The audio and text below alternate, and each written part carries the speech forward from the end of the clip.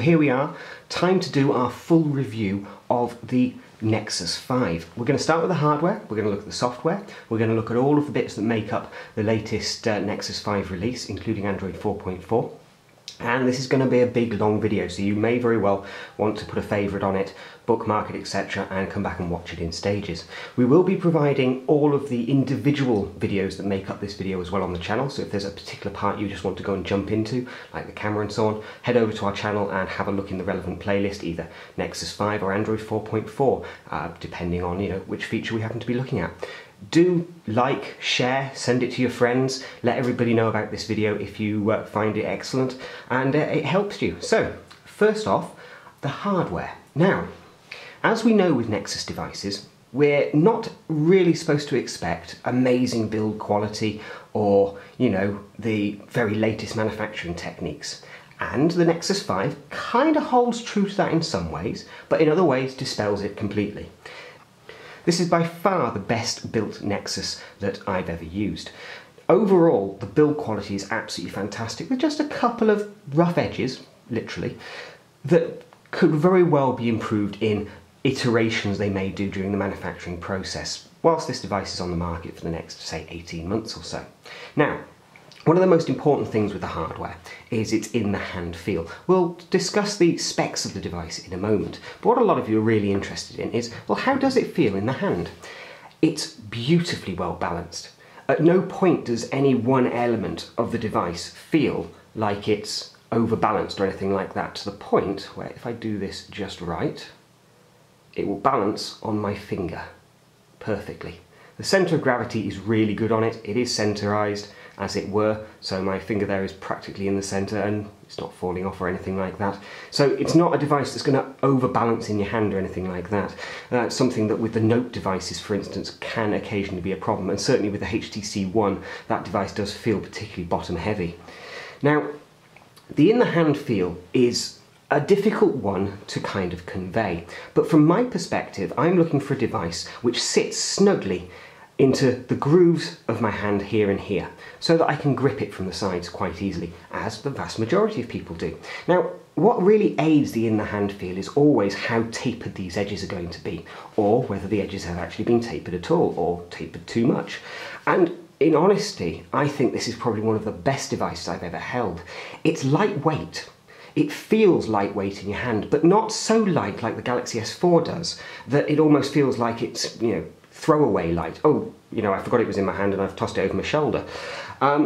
It feels right.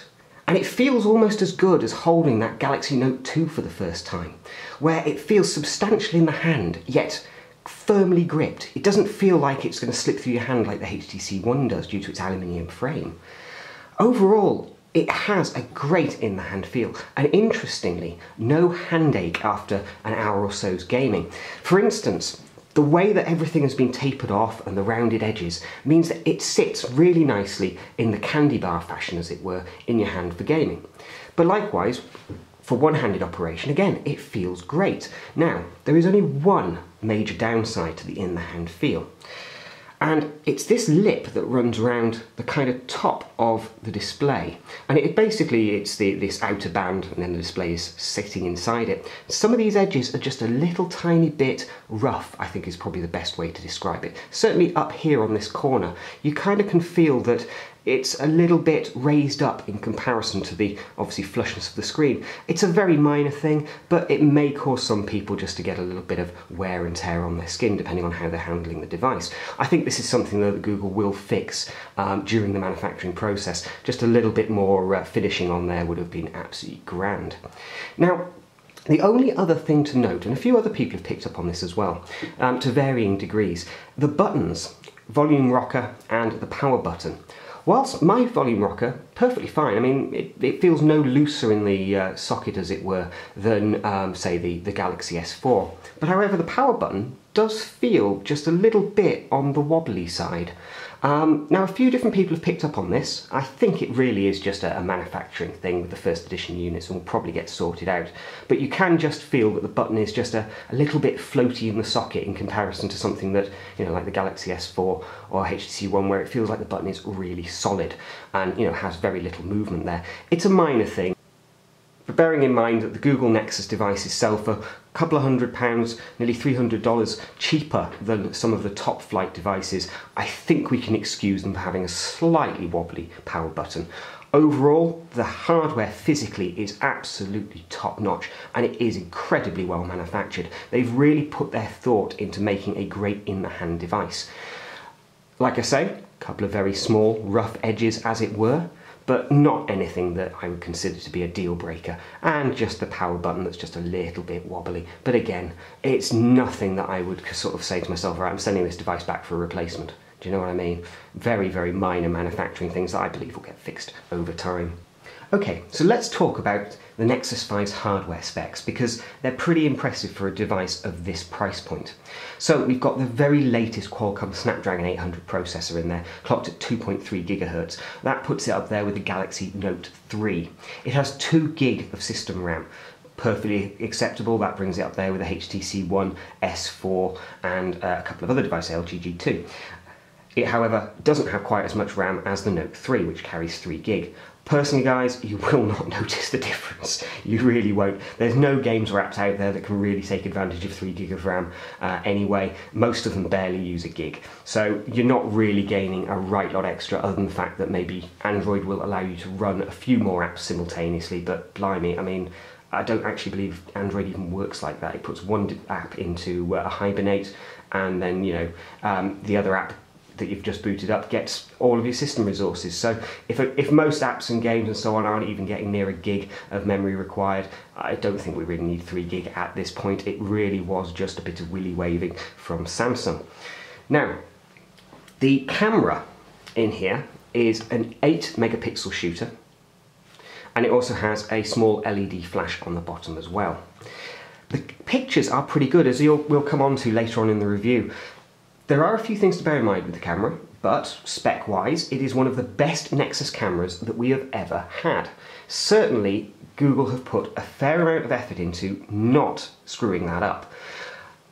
It's not the best camera on the market, but it is the best Nexus camera we've ever had, and I would say it probably would be pegged around a top end of 2012 high-end camera. So, you know, it's not going to be any slouch by any stretch of the imagination. Its low light performance is remarkably good, actually.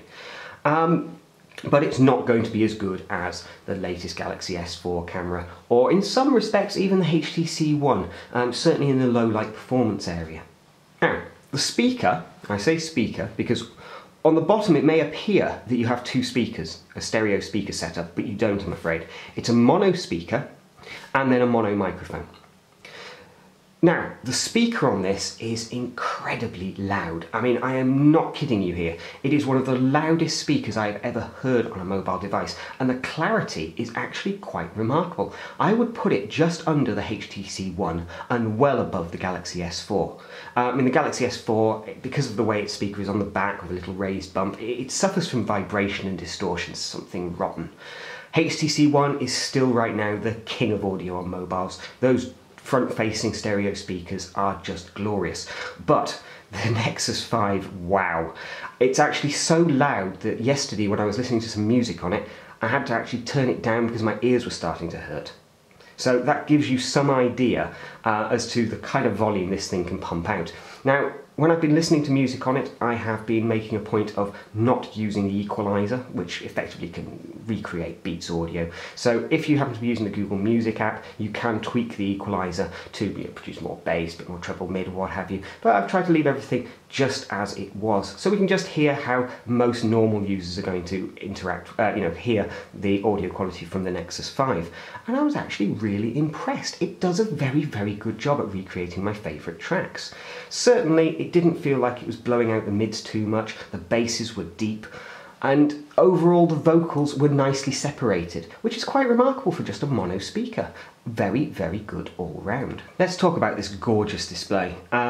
This is probably one of the most beautiful displays I've ever seen on a mobile device. I thought the Galaxy S4 display was incredible.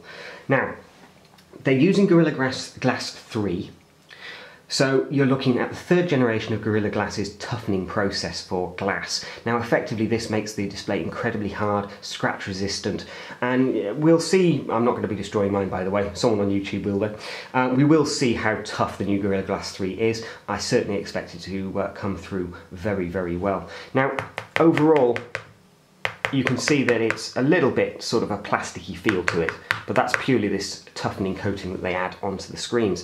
But the display is incredibly sharp. The colour reproduction is probably the best I've ever seen on a smartphone, certainly. And it's up there, I would say, with the Nexus 10. Obviously not in resolution or pixels per inch, higher pixel per inch on this, I believe. Might actually be pretty close, thinking about it, but overall this is one of the nicest displays I think to ever appear on any kind of portable device. Overall, reading books, watching films, playing games, it's just fantastic. Okay, let's talk about the audio quality overall, because it's not just about the speaker there that very few people are actually going to listen to music through. It's all about your headphones. So, with the headphones I particularly have, they are very, very good for bass. These are a set of JVCs, and they've got basically a bass driver on the back of them. You look a little bit silly, but they are incredibly loud and very, very good quality for the price. About 25 quid, I think. And I literally looked my way through hundreds of different sets from, you know, the latest Beats audios and so on, and all those funny ones that these R&B artists are putting out. And frankly, they're all trash compared to what the JVCs produce for 25 quid. So there you go. Don't spend hundreds of pounds on earphones, guys. Most of the time your ears can't even pick out the frequency responses that they're attempting to generate. It's silly.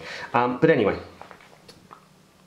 what we have here with the Nexus 5 is phenomenal audio quality when running through headphones. There's no tinniness to it, there's no popping or clicking or any other weird stuff, there's no distortion, it's just crisp and clear. Now a lot of it comes down to the headphones you're using as well. Better the headphones, better the quality is going to be. Now I listen to my music through Play Music. I do cache my music first in the highest quality I possibly can, and what I found was no distortion, no massive problems. My music just sounded as good as it does on the S4, on the HTC One, or on any other device for that matter. There is no problem here, is what I'm trying to say to you. If you use the Nexus 5 for listening to music, you're just going to find it great. A lot does come down to your headphones, but ultimately, if the device is putting out a nice, clean, clear signal, then you're going to have absolutely no problems. There's certainly no distortion here, and nothing that made me think to myself, Nexus 5, not great for music. In fact, Nexus 5, absolutely perfect for music. Enjoy your music collection with pride on your Nexus 5. Talk about Wi-Fi for a moment, because I have noticed something slightly strange with the Nexus 5, and it's Wi-Fi. I have quite a lot of different smartphones and tablets here, and so I generally get quite used to having very strong Wi-Fi coverage on all my devices across my house. But with the Nexus 5, I found that either it's not providing enough power to the Wi-Fi, or it's generally needing a bit of extra calibration on the indicator up here.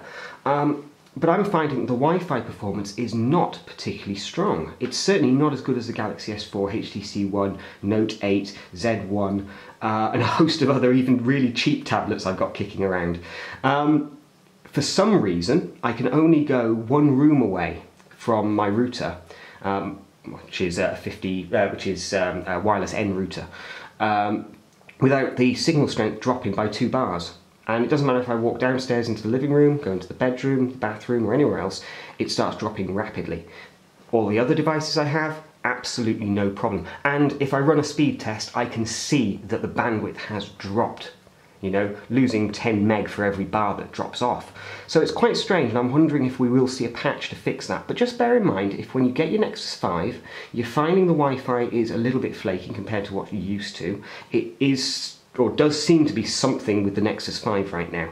It doesn't appear to be your Wi-Fi. I spent quite a bit of time testing this one through, and yeah, there's something not quite right there. But I'm reasonably sure it will just need a software update to fix from Google. It'll just be part of the whole calibration and tuning that they need to do. Most likely needs a little bit more power going to the Wi-Fi, and then hopefully things will return to normal. But not a deal breaker, just an interesting thing to keep in mind. The Wi-Fi strength does not seem to be quite as good as some of the other leading handsets at this time. So in my first look at the Nexus 5 camera, I wasn't particularly impressed, but I've spent a bit more time with it over the last few days, and I have some observations, and I don't think it's the Nexus 5's camera's fault. I actually think all of the issues I was having really are down to the rubbish app that is shipped with Android.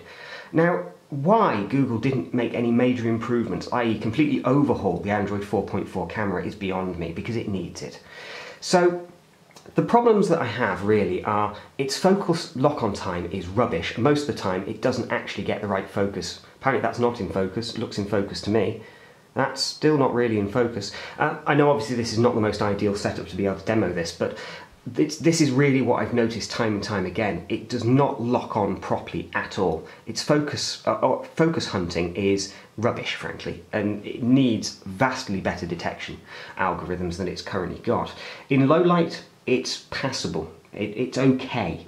But again, this is all down to the camera app itself, not the actual camera. When I've used other camera apps, I've actually found things have improved quite a bit. The lock-on is faster, everything is generally better. And so it does seem that if you're not impressed with your Nexus 5 camera when you first get it, it's the app that's really causing you problems. The images do have a slight softness to them when viewed on the Nexus 5 screen. However, when sent across, looking at those raw images on my PC, that softness seems to have disappeared. So again, is there some weird problem going on there with the sharpening that they're applying in the gallery? Not too sure. I do think there might be a few bugs and kinks they're still trying to work out here. Now, one thing to note is that the app hasn't really changed that much. And so it's still fairly limited. They've made a few changes within Photosphere to make it better at detecting scenes, stitching everything together and so on. And obviously we still have the settings pop out here, which does have this new HDR mode. For my mind, this HDR plus mode makes not a bally difference, really doesn't. You'd be better off just taking a normal image and then popping it into Snapseed and hitting it with their new HDR filter. HDR plus does not strike me as being particularly good, but again, when you've got a camera that is taking so long to lock on and so long to fire every frame, I'm not surprised the HDR plus isn't working very well. Realistically, we need to fire those frames quite quickly whilst adjusting the exposure to get great HDR, because we don't want things moving or any extra camera shake getting in there. For my mind, Google need to go back and try again with the camera app. It simply isn't suitable, and it really is. It's substandard in my opinion. Now, I did try Focal app, but unfortunately the developer I think needs to release an update because it's not working particularly well. It, for instance, can't really interact with the camera particularly well, and it won't actually take the app. So probably the best hope we have for a replacement camera app on the Nexus 5 is going to be Focal, but the dev needs to do a bit of work there, I think, to make it compatible with the Nexus 5. Overall, the camera really is a great camera when the camera app works properly, when it locks on beautifully, when you have a nice steady shot. The images are great. You'll be able to see some of them linked from this channel. I will put them on my Google Plus for you. Now, it's interesting that we have now the best Nexus camera we've ever had within the Nexus 5, but we still don't have a great camera app from Google. I sometimes wonder if part of the agreement they have with all of the hardware partners is to, you know, not produce some elements of their system to be brilliant. Do you know what I mean? They very much focus on the base operating system, and you know, things like the camera app are almost an optional extra. If they didn't have to ship one, they probably wouldn't, kind of thing. And so it just feels like it's a case of, well, the camera app is there, like it or don't, use something else instead. And fair enough, you know, there are plenty of better camera apps out there. Focal is definitely one of the best camera apps out there, but it just would have been nice if Google had spent a little bit of time really improving the camera app, especially when it's matched up with great camera hardware. It just feels like people will get a poor experience and it's not the hardware's fault. Let's just talk very quickly about the video camera. It shoots at 1080p, it's absolutely passable. The quality, in my opinion, in low light is absolutely excellent for a video camera. Very low noise, very good ISO, and very good exposure. And it does everything for you. You've got no focusing or anything like that, and even tapping the screen to focus does nothing. So you are very much reliant on the autofocus algorithm that Google's got in the APK, the camera APK. It's not brilliant. It does occasionally wobble off and focus on things that it feels should be in focus when they shouldn't be. But overall, it's okay. It does a great job. More importantly though, the actual output video images are excellent and very low noise. Really, really nice. And that's actually something I should say about the images generally, even in low light. The images are very low noise. They've done a great job there with their noise reduction algorithms. Gaming on the Nexus 5. Quite frankly, it is glorious. It really is fantastic. This is one of the fastest, smoothest devices for gaming I have ever used, especially on a mobile platform.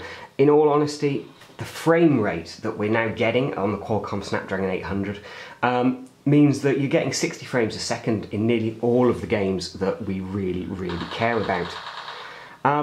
To the point where actually some of these games are up there with PS Vita. You know, I've been playing Killzone Mercenaries on the PS Vita, and you know, it's pretty close now. A lot of it comes down to those high frame rates, because you can, where necessary, turn all your graphics up if the game provides it and still see no frame rate drop out. When you've got games like this one as well, I mean, it's fantastic. It's one of the best experiences I've ever had on a mobile device, and it really is thanks to that Snapdragon 600 processor. And obviously a good chunk of this is also coming from the increased graphical effects that were introduced in Android 4.3. So this is Asphalt 8 on the Nexus 5. It's obviously one of the best games currently on any mobile platform really, and the Nexus 5 really shows off what this game is capable of, or vice versa, depending on which way you want to look at it. But certainly when we've been playing this game on the Nexus 5, no slowdowns, no glitching particularly, just a very nice, smooth experience that is well worth getting. It's obviously a very difficult thing to convey quite how nice this game looks. Oops, apart from when I do that. Because you're obviously seeing this on a second display, as it were. It's been recorded once, and it is obviously quite blurry game with all of that motion blur going on. But overall, it just runs beautifully on the Nexus 5. There is nothing here I would kind of be grumbling about whatsoever. You know, Game Off do get an awful lot of flack, but this particular series of games from them has always been fantastic, and it always pushes the devices to their absolute limit. And I think with the Qualcomm Snapdragon 800 chip in here and the Androidizen 330, then you know, it's kind of found the sweet spot as far as I'm concerned. The frame rates are absolutely spot on and are very, very stable, and the gameplay just works beautifully on this device. It really is. It's an absolute cracker. From Combat 4, another title that we all really care about when it comes to mobile gaming, a first-person shooter, and a great way to really show off the frame rate and general smoothness of the Nexus 5. At no point when I've been playing this game have I seen any slowdown. What I have seen is a vastly improved frame rate over previous devices, specifically over the Galaxy S4. The game just flies on here. Nexus 4 felt at times slightly janky. It would stall out in strange places, and the frame rate didn't feel like it's consistent. Here we have a very, very consistent frame rate, and it just feels beautifully smooth. To the point where, in my opinion, it's now actually playable. Where previously it wasn't always the most playable of games due to the frame rate dips, etc. It does feel like the Snapdragon processor is really doing a great job here.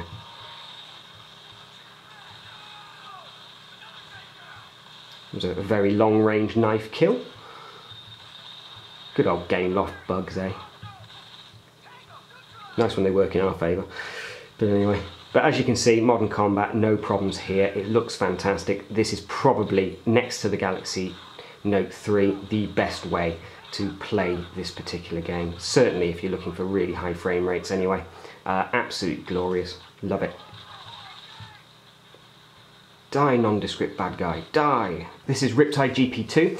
This is obviously another really high performance game. It makes incredible use of water effects and so on, and so it's one of those titles that is great for showing off what your device can do. Now obviously, because it's a gyroscope game, you're going to have to excuse me while it tilts around the screen a little bit.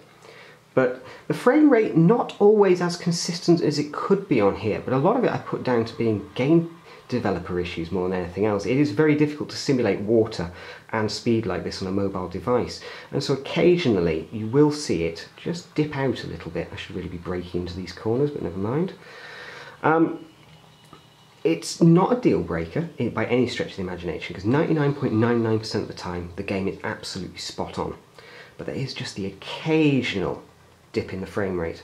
It seems to be mostly when you're going around kind of bends, and it has to be expected as the fill rate kind of goes up quite considerably at that point. But overall, it's a beautiful looking game, and it always has been. And on the Nexus 5, works absolutely fine. No major problems, nice and good to look at. And like I say, just the occasional bit of what you would perceive as slowdown. Just the frames just dropping a little tiny bit, but nothing major, no major problems here. So let's talk about the software. Now, with a Nexus device, we don't get lots of bloatware. What we do get is all of Google's core apps and services fully integrated into the device. Now that starts now with a new launcher. Now the launcher is fully integrated with Google Search and vice versa. And so you can pull up a search from the home screen as you could always. But now there are also voice commands which allow you to say, "OK Google," and the device will kick off Google Now and you can run your search query. Now I'm actually having some problems with it today. I installed the SwiftKey keyboard last night, and now for some reason my voice commands aren't working, even though they should be and all my settings are perfect. So I will just show you a video now of how that works and then come back and we'll carry on talking about the rest of the software. OK Google, what's the weather like today? Software-wise, like I say, we get all of the core Google experience. So we have Gmail, Google+, the new Photos app, which at some point is probably going to replace the Google Gallery, but not just yet. We now have Google Gallery and this Photos app, which is tied really into Google+. Google Maps, the people or contacts list, Google Calendar, Google Keep, Drive, and YouTube.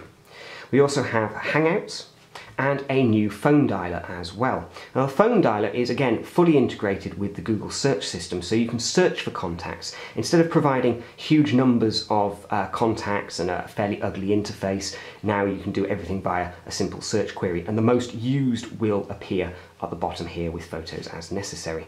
There's a new phone dialer which is very nicely integrated and just looks awesome when it's popping up like that. And then you've got your options on the side here. All very nicely done. It's a beautiful carded design and it works very nicely. Now, Hangouts has a major new feature that has been added in, which is now SMS integration within Hangouts. So if one of your Hangouts contacts sends you an SMS, instead of it going into the separate messaging app like it used to, it all comes into Hangouts. Effectively, Hangouts is your messaging client from now on. You also get Google Chrome, which has been updated, I think, to the latest WebKit build, or whatever Google are doing with WebKit these days.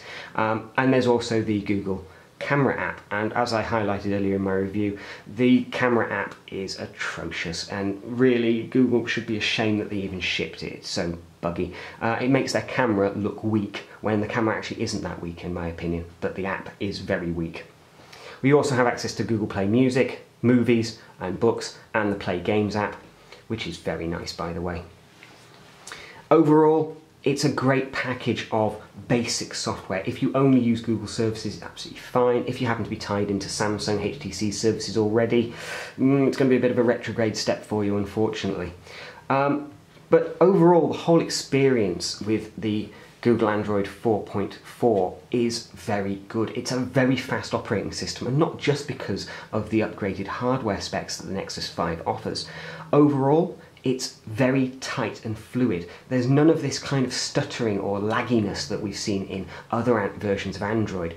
Now, there is still the occasional stutter when you're installing something, but that's kind of par for the course. We see that on absolutely every Android device out there, and even iPhones.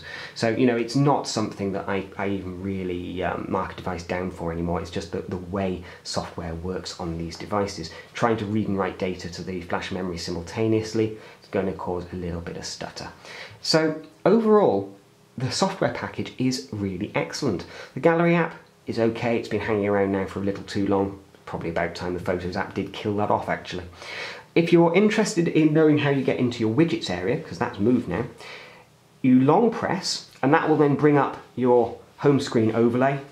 You can access your wallpapers and your widgets and also your settings. So if you go into widgets, you've then got access to all of your widgets there, and you can just do a long press to drop them onto the home screen.